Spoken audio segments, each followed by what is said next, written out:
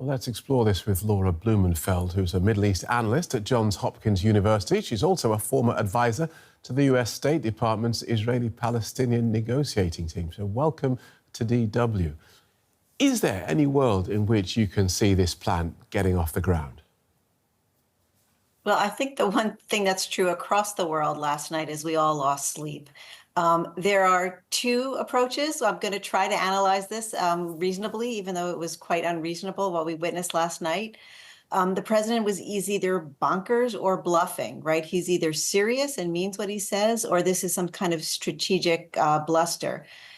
If he's serious, it is, ask Israelis, moderate Israelis, not the most right wing. They would say it's illegal, it's impractical, and also it's illogical. Netanyahu, the prime minister of Israel, already offered the Palestinians in Gaza $5 million a person if they're willing to bring forward with a hostage, if they're willing to turn over the hostages that were seized from Israel on October 7th, 2023, and not one person stepped forward. That says something. There is no economic incentive that would turn the hostages over. How are you going to convince them through money and other incentives, like housing, to leave their land? So that's if we're taking him seriously. But if it was strategic, if this was some kind of maximalist offer, that he often does, look, this could be art of the deal, where you start with a wild pie in the sky proposal in order perhaps to create leverage with the Middle East. Maybe it's about Saudi Arabia, normalization deal. Saudi Arabia was having none of it. But I wonder, actually, if this is more of a strategic move to bamboozle Bibi Netanyahu. If you watched him last night, coming out of that press conference, he was wiping sweat from his face. Netanyahu took a handkerchief from his pocket. Now, that meeting, we saw shoulder-to-shoulder alliance in public, but I just wonder what happened privately, because the conventional wisdom was that if Netanyahu would show flexibility on Gaza, Trump would show some kind of backing of Israel and give them a longer leash in terms of striking Iran. What Trump did in that press conference was turn the whole concept on its head, right? He went gangbusters on Gaza, but then he quickly announced this morning, we may not have paid attention because we were busy with Gaza.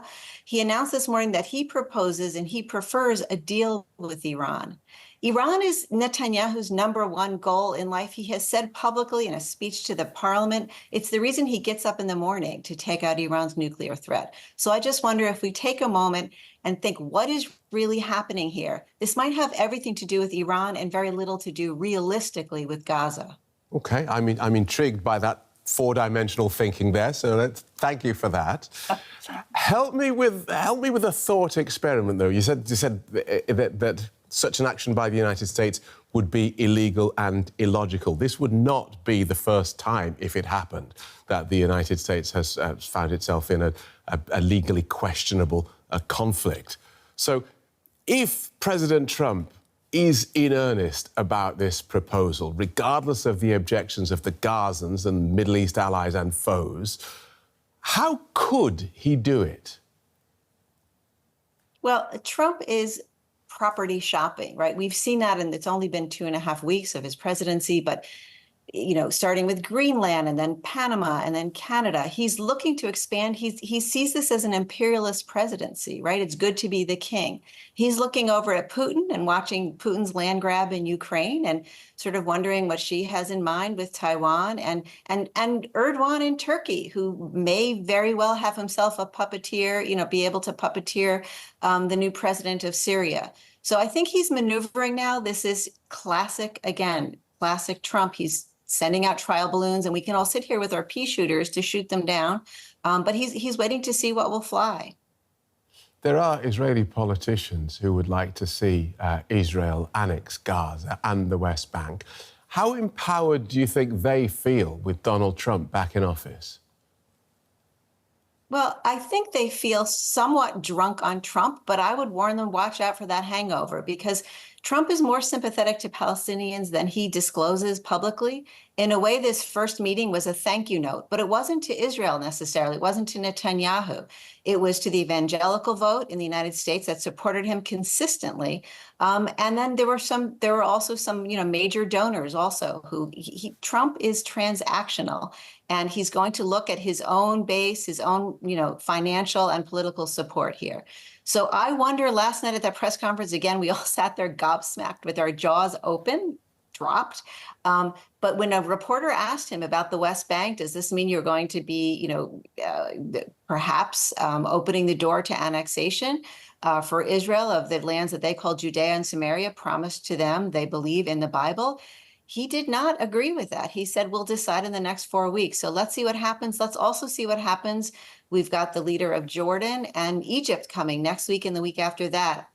They're already dialing back some of the promises made last night. And I think that we're going to see more of that to come today. I wanted to ask you about that because Saudi Arabia, amongst many others, has rejected any efforts to displace Palestinians and said it would not establish diplomatic ties with Israel, which, of course, has been a Trump ambition, without an independent Palestinian state. So might the president have shot himself in the foot with this? I mean, not fatally. He'll just wrap up his foot and keep, blundering forward. That's his MO. Look, he was shot in the ear and he just turned around and said, fight, fight, right? So what he did instead, his press secretary came out today and said, oh, no, it's temporary. And it would be voluntary, right? If there's any kind of displacement of the population, it's a humanitarian gesture. There are war zones all over the world, and people do flood out of those zones to safe places. So he's trying to frame it in that sense. He's also telling his own Republicans in Congress, they were unhappy with what they saw last night, that there'll be no blood and no treasure, no U.S. boots on the ground, and the United States won't pay for it. So again, this is what he does. You could almost say perhaps this is too generous or charitable, that he was, performing CPR on the peace process, and those chest compressions break some ribs. I did want to talk about that. Do you see this proposal having any effect on the current ceasefire deal in Gaza? Well, in some ways, you could say it protects Netanyahu from his political rivals, from bolting from that alliance that he has, the coalition, and it gives him the maneuverability to make some concessions so that we can keep getting the hostages out.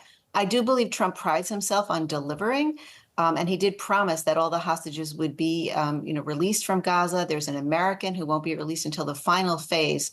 So I think perhaps that's one of the goals of that press conference last night.